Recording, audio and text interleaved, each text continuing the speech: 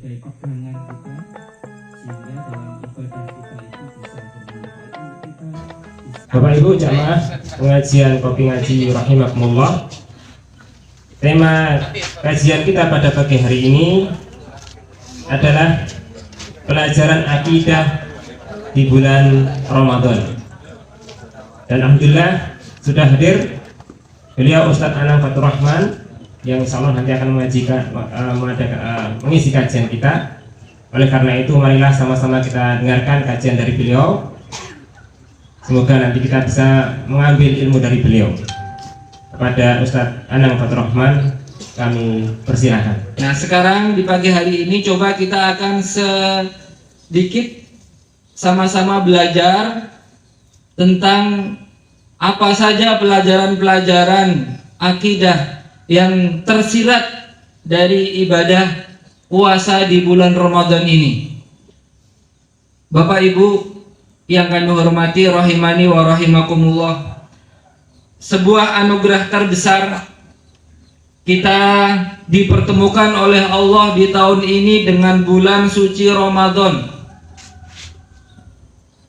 Satu keutamaan besar yang dahulu orang-orang soleh di zaman dahulu mereka betul-betul memohon kepada Allah 6 bulan lamanya sampai datangnya bulan Ramadan agar dipertemukan dengan bulan ini. Kita yang mungkin saja tidak meminta sebanyak mereka diberi kesempatan untuk bertemu dengan bulan Ramadan. Andai kita tahu apa istimewa Ramadan, tentu kita tidak akan menyia-nyiakan. Hanya anak kecil yang tidak tahu nilai emas yang akan menyia-nyiakan barang tersebut. Tapi orang yang tahu betapa tinggi nilai emas ataupun intan dan permata, dia akan menyimpannya baik-baik, tidak menyia-nyiakannya. Ramadan memang tidak termasuk di antara 4 bulan yang dimuliakan, karena bulan yang dimuliakan adalah 4 bulan: Muharram bulan pertama, Rajab bulan ke-7, Dzulqa'dah bulan ke-11, Dzulhijjah bulan ke-12. Ramadan tidak masuk dalam kategori Ashhurul Hurum atau bulan-bulan yang dimuliakan Allah ini. Tetapi Ramadan masuknya di bulan yang paling diistimewakan oleh Allah. Jadi melebihi bulan yang dimuliakan. Ramadan adalah bulan yang dituankan, Sayyidus Syuhur, tuannya bulan-bulan. Lalu apa istimewa Ramadan dibandingkan dengan bulan-bulan yang lainnya? Kata Al-Imam Ibnu Rajab Al-Hambali, belum menjelaskan bahwa istimewanya Ramadan dibandingkan dengan bulan-bulan yang lainnya itu bagaikan keistimewaan Nabi Yusuf bila dibandingkan dengan 11 saudaranya. Kita tahu Bapak Ibu kisah Nabi Yusuf yang panjang. Dari kecil dipisahkan dari sang ayah, dibuang ke sumur, kemudian ditemukan oleh pedagang musafir, kemudian dijual di pasar menjadi budak, dibeli oleh saudagar atau pembesar negeri Mesir, kemudian dijadikan pelayan, difitnah, dipenjara, kemudian sampai akhirnya Allah beri kesempatan Nabi Yusuf untuk memberikan pencerahan untuk negeri Mesir, menjadi pimpinan di sana. Ketika berpuluh-puluh tahun lamanya dan dipertemukan dengan saudara-saudaranya, ketika saudara-saudaranya sadar bahwa orang yang selama ini banyak memberikan bantuan itu ternyata adalah saudaranya Yusuf yang dulu mereka buang, akhirnya mereka minta maaf dan Nabi Yusuf pun memberikan maaf kepada mereka. Qala la tasriba alaikumul yaum, anggaplah kalian tidak punya salah. Yaghfirullahu lakum, bahkan didoakan mudah-mudahan Allah mengampuni kesalahan kalian. Wa huwa arhamur rahimin. Ini doanya Nabi berarti mustajab. Berarti 11 saudaranya Yusuf diampuni oleh Allah. Maka demikian dengan bulan Ramadan, dengan sebab amal-amal ibadah yang kita kerjakan di bulan Ramadan ini menjadi sebab diampuninya 11 bulan yang telah berlalu.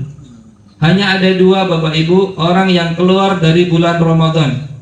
Yang pertama orang yang diampuni oleh Allah, dan yang kedua adalah orang yang celaka. Maka mudah-mudahan kita yang berusaha memuliakan bulan Ramadan ini dengan amal-amal terbaik, termasuk di antara hamba-hamba Allah yang mendapatkan ampunan. Amin. Karena orang, Bapak Ibu, kalau sudah diampuni oleh Allah, maka selesai masalah kita semua. Apalagi yang kita masalahkan, karena sudah diampuni oleh Allah, sudah diridhoi oleh Allah, maka peluang untuk mendapatkan surga Allah semakin besar. Allah yang memilih sesuai dengan kehendaknya. Wa rabbuka yakhluqu ma yasha'u wa yakhtar, dan ialah Allah Tuhanmu yang menciptakan sesuai kehendaknya dan juga memilih. Allah menciptakan pohon, menciptakan batu, menciptakan langit, menciptakan bumi sesuai dengan kehendak Allah.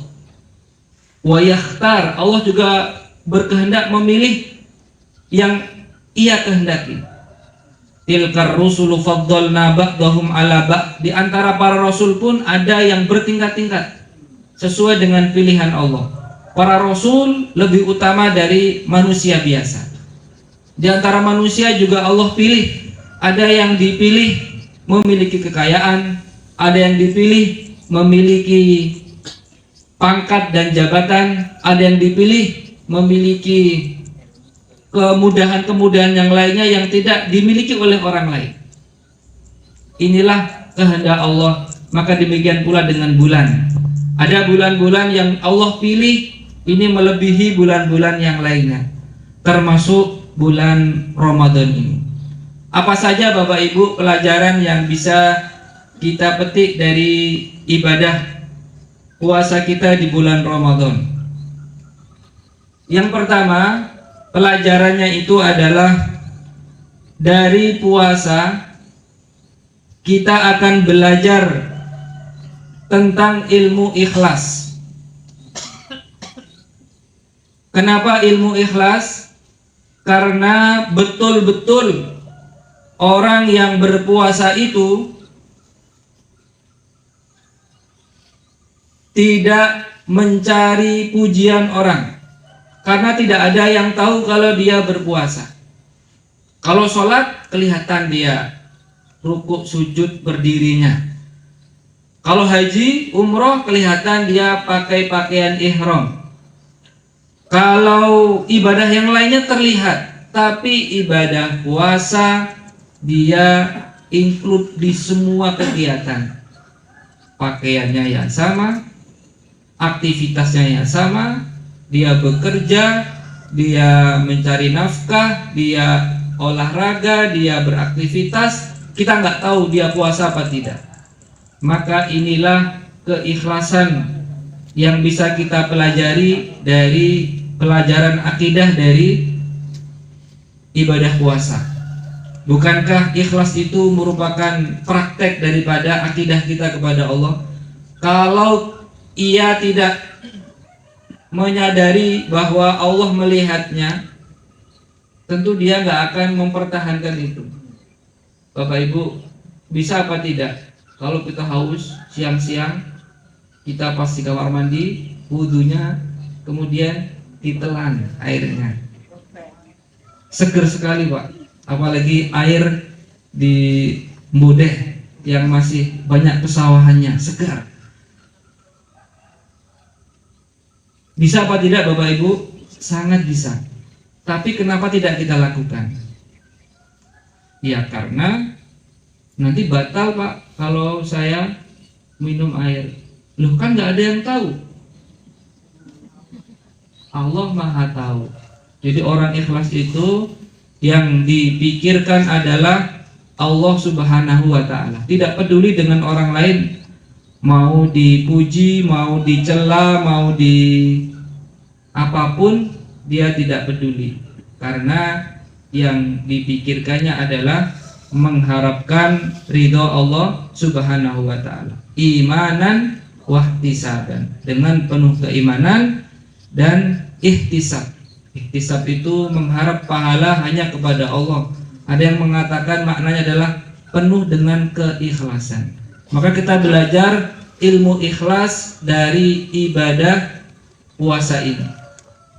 Orang yang ikhlas itu seperti orang yang berjalan di atas pasir. Tidak terdengar suaranya, tapi ada bekasnya. Tapi orang yang tidak ikhlas itu seperti orang yang berjalan di atas papan. Terdengar suaranya tapi tidak ada bekasnya. Maka kita sama-sama belajar dari ibadah puasa ini tentang keikhlasan kita kepada Allah. Bahkan Allah Subhanahu wa Ta'ala mengkhususkan memang pahalanya. Fa innahu li illa shaum, kecuali puasa. Ya, kullu amali bani Adam lahu. Semua amal bani Adam itu untuk mereka. Illa shaum, kecuali puasa. Fa innahu li, maka itu untukku, kata Allah. Karena memang tidak ada yang tahu kecuali Ia dan Allah Subhanahu wa Ta'ala. Wa ana ajzi bihi, dan saya langsung yang akan memberikan pahala khusus untuk orang yang berpuasa ini. Dalam syariat agama kita memang ketika ada nas-nas yang semisal ini menunjukkan bahwa pahala amal ini sangat besar. Wa ana ajzi bihi, saya langsung yang akan memberikan itu pahala. Jadi yang tahu hanya Allah besarnya, Pak. Ini mirip dengan firman Allah, faman afa wa aslaha fa ajruhu 'ala Allah. Siapa yang memaafkan, berlapang hati, wa aslaha, dan mau islah, memperbaiki hubungan, fa ajruhu 'ala Allah, maka pahalanya langsung dari Allah. Besarnya kita nggak tahu. Allah juga berfirman, innama yuwaffas sabiruna ajrahum bighairi hisab. Hanya kepada orang-orang yang sabar Allah akan memberikan pahala tanpa batas. Seberapa banyaknya kita nggak tahu. Saking banyaknya sehingga Allah menyebutkan tanpa batas. Fa ajruhu 'ala Allah, pahalanya Allah langsung yang memberi. Ini diantara keutamaan-keutamaan kita belajar keikhlasan dari ibadah puasa ini. Andai Bapak Ibu, pelajaran ini kita bawa di luar ibadah puasa, tentu akan membawa dampak perubahan yang luar biasa di kehidupan keluarga kita, kehidupan masyarakat kita, bahkan kehidupan berbangsa dan bernegara. Tadi Bapak Ibu ketika ditanya kenapa nggak mau nyeruput air tadi, ya, karena Allah tahu, Pak. Karena Allah melihat kita. Andai kesadaran ini kita bawa dalam kehidupan berbangsa dan bernegara, tentu orang akan mikir, Pak, kalau mau korupsi, Allah melihat kita, Allah tahu, ya nanti batal puasa saya, ya nanti lain-lain. Kita pasti akan belajar dari bahwa kita merasa diawasi oleh Allah Subhanahu wa Ta'ala. Dan kita harus sadar Bapak Ibu bahwa ibadah besar ini semata-mata karena pertolongan dari Allah. Min anfa'il asya fil ibadati syuhudul minnah. Di antara perkara terpenting yang harus ada dalam diri kita, dalam urusan ibadah kita harus meyakini bahwa semua ini adalah anugerah pemberian Allah.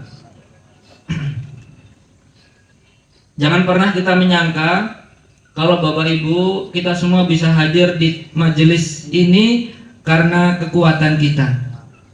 Jangan pernah menyangka kita hadir di majelis ini karena kehebatan kita, karena pintarnya kita mengatur waktu, karena apapun tidak.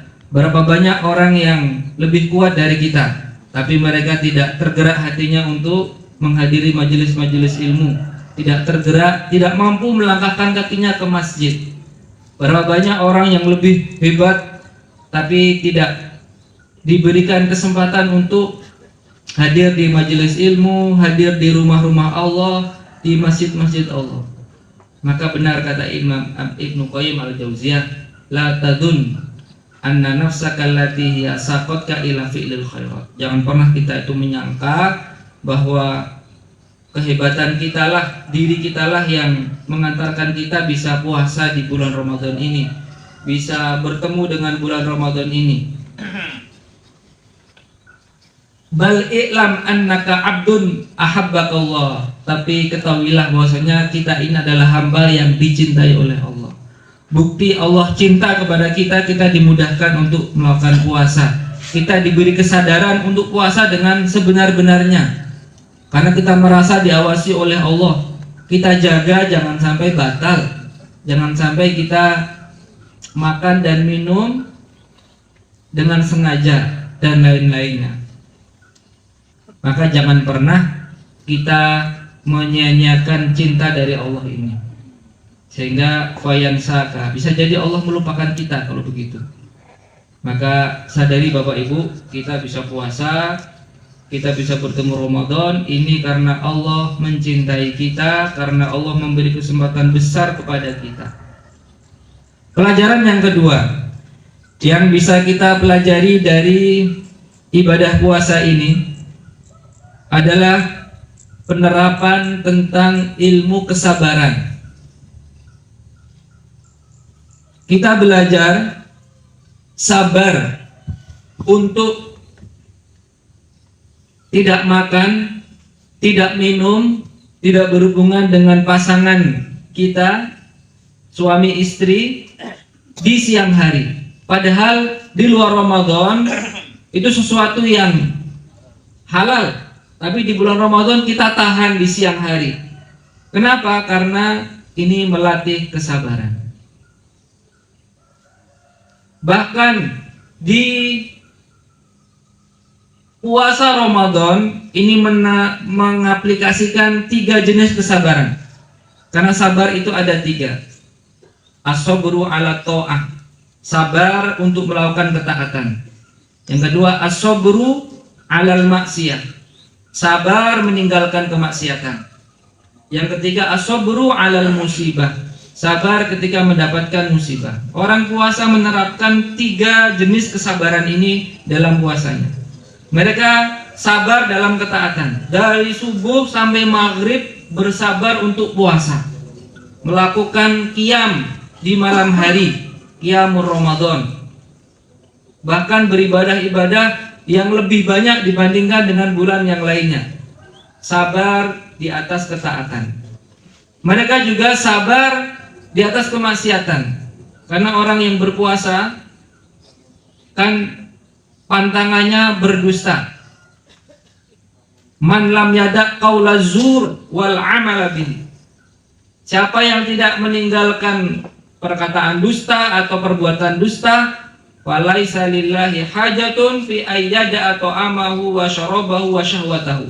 Maka Allah sudah tidak membutuhkan lagi orang tersebut menahan lapar, menahan dahaga, menahan syahwatnya di siang hari. Sudah seolah-olah sia-sia. Wa kam min shaimin laisa lahu min siyamihi ilal ju'i wal atos. Berapa banyak orang puasa yang dia tidak mendapatkan kecuali hanya lapar dan dahaganya saja, lapar dan hausnya saja, karena tidak menjaga lisannya, karena tidak menjaga hal-hal yang itu ada nilai kemaksiatannya kepada Allah. Maka Allah sangat cemburu sekali kalau ada hambanya bermaksiat kepada Allah Subhanahu wa ta'ala. Orang berpuasa menerapkan kesabaran jenis yang kedua ini. Bahkan jenis yang ketiga, sabar alal musibah, kesabaran di atas musibah juga kita terapkan dalam ibadah puasa kita, yaitu kita bersabar tidak makan, tidak minum. Ini juga musibah. Orang yang tidak punya makan, tidak punya minum itu kan musibah. Ya, kita belajar bisa merasakan penderitaan orang yang mengalami ujian, tidak bisa makan, tidak bisa minum. Alhamdulillah kita hanya dari subuh sampai maghrib. Maghrib masih ada peluang untuk buka bersama di masjid, buka bersama di tempat-tempat yang terbaik, di rumah dan lain-lainnya.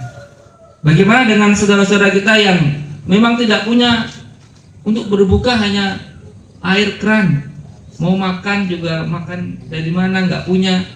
Ini kan memang sabarnya kita merasakan itu. Berarti memang tidak punya makanan itu suatu musibah. Jadi selama orang yang berpuasa, maka dia akan belajar tentang ilmu kesabaran. Sekaligus 3 jenis kesabaran diaplikasikan langsung dalam ibadah puasa ini. Kemudian yang ketiga, di antara pelajaran akidah dari ibadah puasa Ramadan itu adalah kita dianjurkan untuk berbeda dengan orang-orang kafir. Kita dianjurkan berbeda dengan ahli kitab. Bapak Ibu masih ingat Rasulullah Shallallahu Alaihi Wasallam itu sampai melihat ke langit berkali-kali. Qad nara taqalluba wajhika fis sama.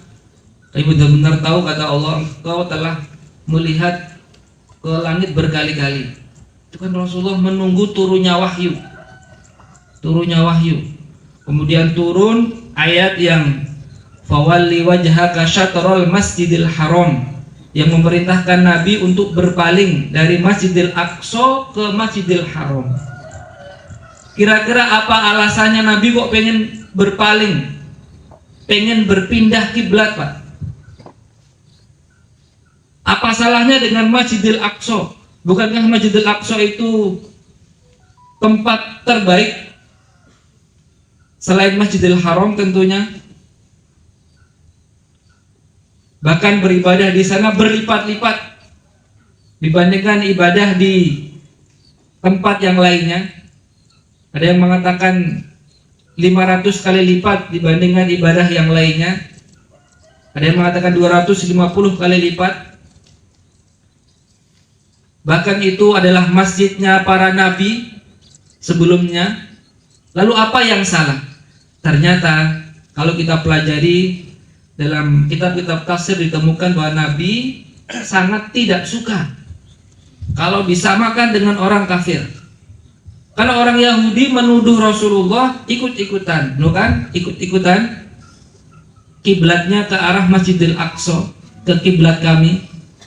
Maka Nabi ingin berbeda dengan orang-orang kafir dalam semua hal. Puasa pun demikian. La in ishtu ila abil mukbil la asuman tasi. Kalau tahun depan saya masih hidup, saya akan puasa di tanggal 9 Muharram juga. Biar berbeda dengan orang Yahudi yang mereka juga puasa di tanggal 10 Muharram. Dalam ibadah puasa pun demikian. Rasulullah berpesan betul. Faslu ma baina siyamina wa siyami ahlil kitab aklatus sahar. Di antara hal yang membedakan puasanya umat Islam dengan puasanya ahli kitab itu adalah aklatus sahar, makan sahur. Makan sahur itu di antara titik pembeda puasanya umat Islam dengan ahli kitab. Maka kita berusaha untuk makan sahur, Bapak Ibu. Puasa ini udah biasa puasa, Mas, nggak sahur pun kuat.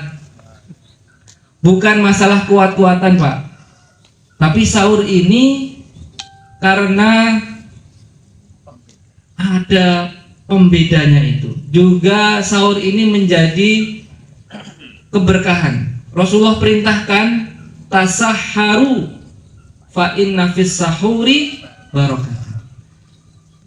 Makanlah sahur karena dalam sahur itu ada keberkahan. Berkah ini yang kita kejar. Karena berkah itu ziyadatun fil khair, bertambahnya kebaikan. Mudahnya Bapak Ibu, berkah itu sesuatu yang mencukupi banyak hal. Di dunia ini, sesuatu yang banyak itu belum tentu cukup.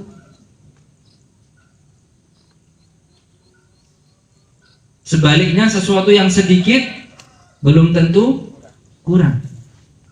Tapi berkah itu yang mencukupi segalanya, bahkan bertambahnya banyak kebaikan.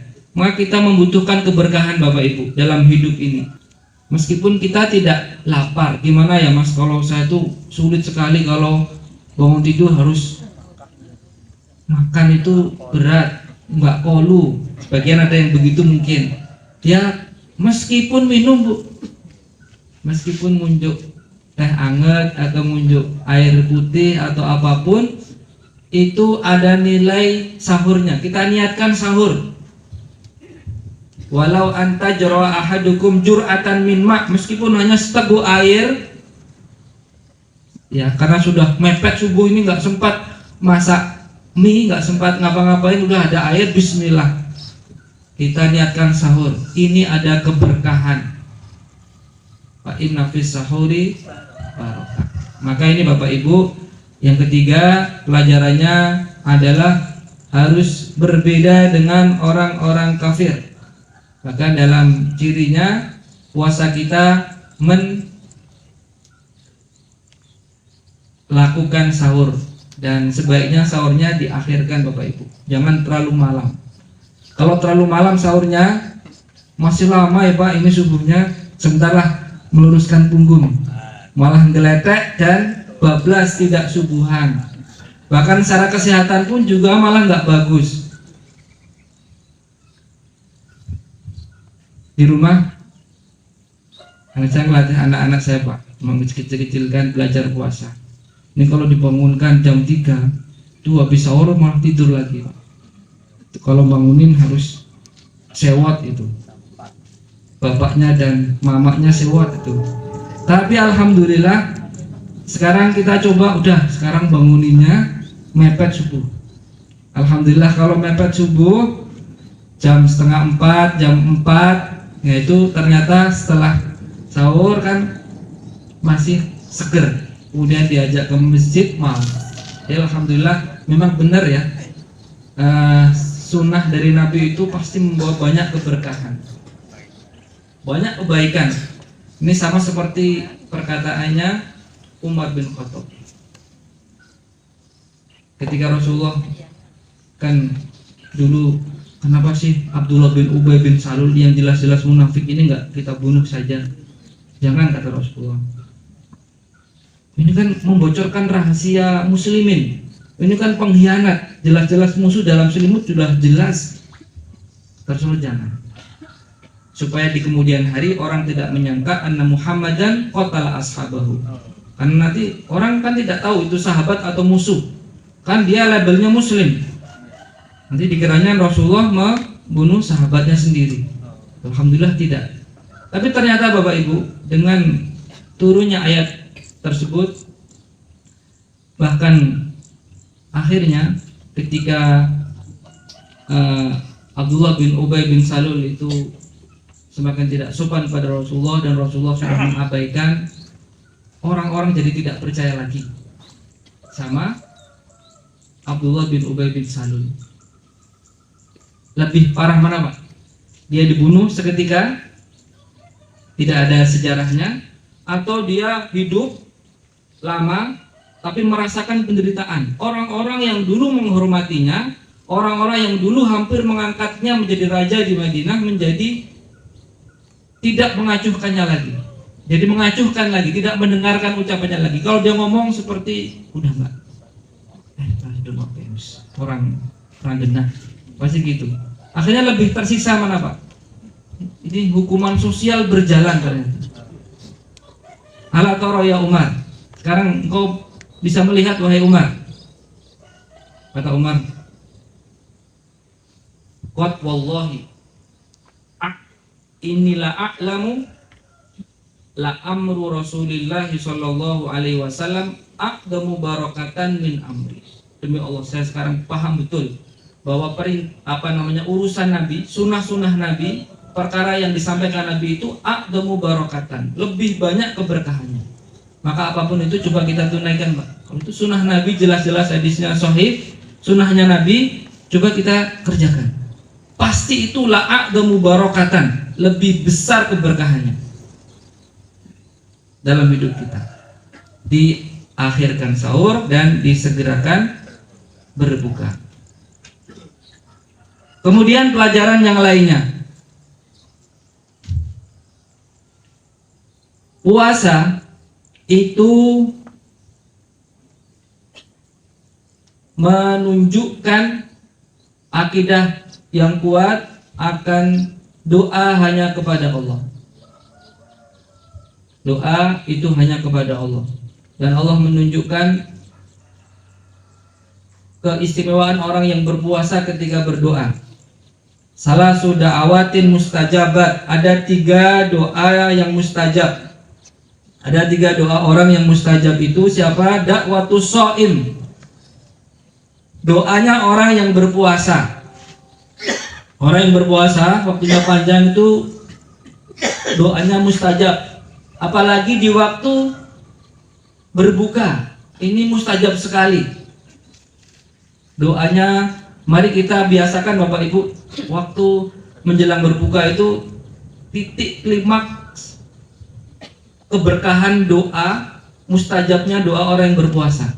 Maka jangan sibuk untuk nyari ngabuburit, cuma jalan-jalan, nggak ada manfaat yang besar. Tapi coba ngabuburitnya lebih pagi lagi, pada asar langsung, biar nanti kalau sudah siap itu kita tinggal berdoa yang banyak itu di waktu mustajabnya doa itu. Bapak Ibu perhatikan, bisa setel TV di Al Jazeera atau Al-Quran wa Sunnah itu yang menyiarkan langsung di Makkah Al-Mukarramah ataupun Al-Madinah Al-Munawwarah di Masjid Nabawi, itu pasti kalau orang mau buka puasa itu pasti tangannya diangkat semua. Ya. Maka waktu menjelang buka itu bukan untuk nyanyi-nyanyi, bukan untuk hore-hore, tapi harusnya untuk banyak kita berdoa. Ini waktu terbaik, Pak. Nah, ini perlu kita budayakan. Nah, kita lagi pengajian ya, Pak, biasanya ya kalau di masjid ya. Ya mungkin diisi juga dengan doa. Nah, di akhirnya bisa diisi dengan doa ataupun diberi kesempatan untuk banyak berdoa. Ya, atau biarkanlah Pak Ustadznya ceramah, kita yang mendengarkan sambil banyak berdoa, sambil banyak beristighfar, ini di waktu terbaik. Kemudian yang kedua, dakwatul madlum, doanya orang yang didalimi. Orang didalimi itu doanya mustajab, meskipun dia orang jahat, Pak. Orang jahat kalau didalimi doanya juga mustajab itu, kata para ulama.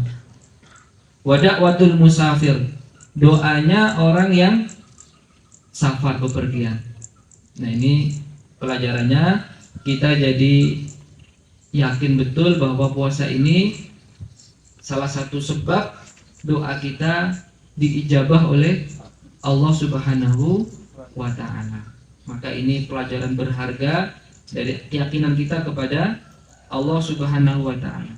Puasa juga melatih muraqabatullah, merasa diawasi oleh Allah, seperti yang tadi kita sebutkan.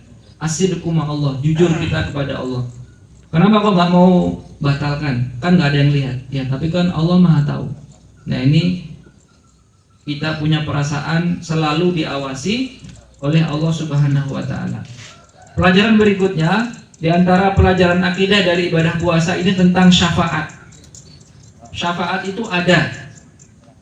Bisa dari Allah, bisa dari amal soleh kita, bisa juga dari orang yang mendapatkan izin memberikan syafaat, seperti Rasulullah Shallallahu Alaihi Wasallam yang punya syafaatul uzma. Kita juga berharap, Pak, mudah-mudahan kita semua masuk di situ. mendapatkan syafaat pertolongan. Syafaati li ahlil kabairi min ummati, bahkan syafaatnya Nabi itu bisa menjangkau sampai orang-orang pelaku dosa besar. Pelaku dosa besar saja masih berhak untuk mendapatkan syafaat Nabi. Bagaimana dengan mereka yang berusaha meninggalkan perbuatan dosa besar, berusaha mengisi keimanan mereka, berusaha melakukan ketaatan-ketaatan, tentu lebih berhak dan lebih layak untuk mengharapkan syafaat pertolongan Rasulullah Shallallahu Alaihi Wasallam. Nah, ada juga syafaat yang datangnya dari amal soleh kita, seperti puasa. Al-Quran wasiyam yashfa'ani yaumal qiyamah. Al-Quran yang kita baca, kemudian puasa yang kita kerjakan, ini memberikan syafaat pertolongan di hari kiamat. Nah, Al-Quran ini yang kita baca, puasa juga, ini puasa akan berkata, ya Allah, saya telah menahannya dari makan dan minum di siang hari. Lalu minta izin agar bisa memberikan pertolongan kepada orang yang melaksanakan puasa tersebut. Kemudian pelajaran akidah yang lainnya, penetapan tentang sifat al-afu. Allah itu punya sifat pemaaf, Pak. Pelajaran tentang akidah yang dulu pernah kita singgung sedikit, Pak, bahwa di antara sifat-sifat Allah itu ada al-afu, maha pemaaf. Ini nggak bisa hilang ini. Selamanya Allah itu al-afu, maha memaafkan, dan sangat mencintai apabila ada hambanya yang bertaubat. Bahkan melebihi senangnya orang yang menemukan harapan hidupnya lagi. Seperti yang dulu kita ceritakan tentang orang yang kehilangan unta di padang pasir, yang ada bekal-bekalnya, ada semua di situ pokoknya. Tiba-tiba hilang, dia udah, ini sudah mau mati sudah. Ternyata balik lagi dan ketemu, maka dia sangat gembira, ada harapan hidup masih ada lagi. Kemudian sampai mengatakan, Allahumma anta abdi wa ana rabbuka, ya Allah, engkau adalah hambaku dan aku adalah Tuhanmu. Saking bahagianya, kemudian kebalik ya. Tapi nggak apa-apa, Pak, ini saking dimaklumi, saking euforia senangnya Allah. Nah, Allah itu lebih bahagia daripada orang ini ketika ada hambanya yang mohon ampun kepada Allah. Dan ini, Pak, ada dalam doa yang diajarkan Nabi kepada Aisyah. Wahai Rasulullah, apa yang bisa menjadi saya baca ketika saya bertemu dengan malam Lailatul Qadar itu? Quli, berdoalah wahai Aisyah, Allahumma innaka afun tuhibbul afwa fa'fu anni. Ya Allah, sesungguhnya engkau maha afu, maha pengampun. Tuhibbul afwa, mencintai ampunan, fa'fu anni, maka ampunilah aku. Perbanyak doa ini Bapak Ibu, terutama di 10 akhir Ramadan untuk mengejar Lailatul Qadar. Perbanyak doa ini. Syukur kita bisa di masjid, perbanyak di masjid. Nabi itu bertemu Ramadan sebanyak 9 kali. Turun perintah itu 2 Hijriah, Rasulullah wafat tahun 11 Hijriah. Itu pun belum sampai Ramadan 11 Hijriah. Karena Rabiul Awal itu bulan ke-3, Ramadan bulan ke-9, belum sampai Ramadan. Jadi hanya 9 Ramadan Nabi bertemu dengan bulan suci Ramadan untuk beliau berpuasa setelah turun perintah siam Ramadan. Dari 9 Ramadan itu Rasulullah Shallallahu Alaihi Wasallam senantiasa mengambil 10 hari terakhirnya untuk beriktikaf di masjid. Bahkan di tahun 10 Hijriah, di Ramadan terakhir beliau berada di masjidnya sebanyak 20 hari terakhir untuk mengejar keutamaan itu. Siapa yang tidak menginginkan, Pak, man qoma Lailatul Qadri, bisa ibadah di malam Lailatul Qadar? Karena kita tidak diberitahu secara khusus. Rasulullah pun mengejar ya, Pak. Gimana kita? Lailatul Qadri khairum min alfi syahr, lebih baik dari 1000 bulan, lebih baik dari 83 tahun 4 bulan. Kalau kita istighfar di malam itu, Pak, berarti kita istighfar 83 tahun. Kalau kita bersedekah di malam itu, berarti kita sedekah 83 tahun. Mari Bapak Ibu, sepunyanya di malam itu kita coba infak lah. Pada Isya infak. Semua itu minimal 10 hari terakhir itu infak terus setiap malam, Pak. Ya. Ibu-ibu mungkin sulit, Mas, kalau ke masjid terus nanti yang masak siapa, yang ini, ya paling tidak jangan tinggalkan Isya berjamaah. Kan man shalla Isya fi jama'atin faka'annama shalla nisfal lail. Minimal Isya-nya berjamaah, Pak. 10 terakhir, syukur sebulan penuh. Karena seperti setengah malam pahalanya. Atau jangan tinggalkan sholat subuh berjamaah. Faka'annama shalla laila kullah. Seperti orang yang sholat semalam suntuk. Minimal jangan tinggalkan subuh berjamaah, jangan tinggalkan Isya berjamaah, jangan tinggalkan sholat tarawih. Dan keutamaan yang besar. Ini paling tidak itu. Syukur-syukur bisa menyempatkan waktu lebih banyak di masjid. Syukur bisa full di masjid sampai berakhir Ramadan. Mudah-mudahan di waktu turun itu kita mendapatkan yang terbaik, Bu. Karena Lailatul Qadri itu adalah malam di mana takdir kita itu di upgrade. Jadi takdir tahunan itu penentuannya di malam Lailatul Qadar, diperbarui, Pak. Oh, ternyata ini mau diperpanjang usianya, mau ditambah rezekinya, itu di malam itu. Jadi kalau kita mau minta, mintalah di malam itu, bukan di malam tahun baru, Pak. Tahun baru harapanmu apa? Oh, udah lewat itu, Pak. Takdir sanawi, takdir tahunan itu akan Allah tetapkan ulang itu di malam Lailatul Qadar. Fiha yufraku kullu amrin hakim. Di malam itu ditetapkan takdir manusia itu dari Allah Subhanahu wa taala. Kalau pengen dipanjangkan usianya, diluaskan rezekinya, diberikan kesuksesan, diberikan semua di malam itu, jangan lupa banyak-banyak berdoa. Kalau nggak bisa doa, ya minimal mohon ampun, Pak. Allahumma innaka afuwun tuhibbul afwa fa'fu anni. Karena kalau sudah diampuni oleh Allah, lewat semua masalah, Pak. Apalagi yang kita risaukan.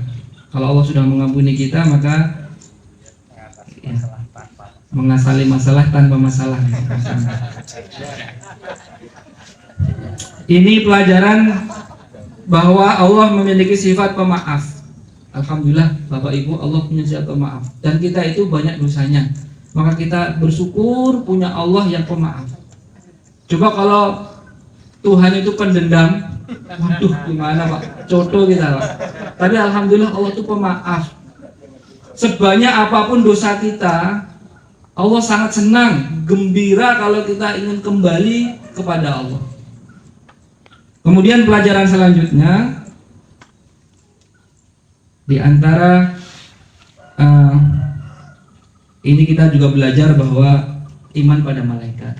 Kan kalau Qadar itu tatanazzalul malaikatu waruhu fiha. Kita iman, oh malaikat itu ada. Malaikat itu turun di malam itu dan sebagainya. Ini banyak kita belajar di pelajaran dari ibadah puasa Ramadan. Sebenarnya masih banyak Bapak Ibu, cuman waktu sudah 6:30. Insya Allah banyak sekali. Kita bisa sambil memikirkan, merenungkan apa pelajaran-pelajaran yang bisa kita rasakan dari ibadah puasa ini. Intinya Allah mengajarkan banyak hal kepada kita. Bersyukurlah karena puasa ini anugerah, bukan beban. Dia anugerah dari Allah untuk kita semuanya. Wallahu a'lam bishawab. Wa sallallahu ala nabiyyina Muhammad. Nasrun minallahi wa fathun qarib. Wassalamualaikum warahmatullahi wabarakatuh.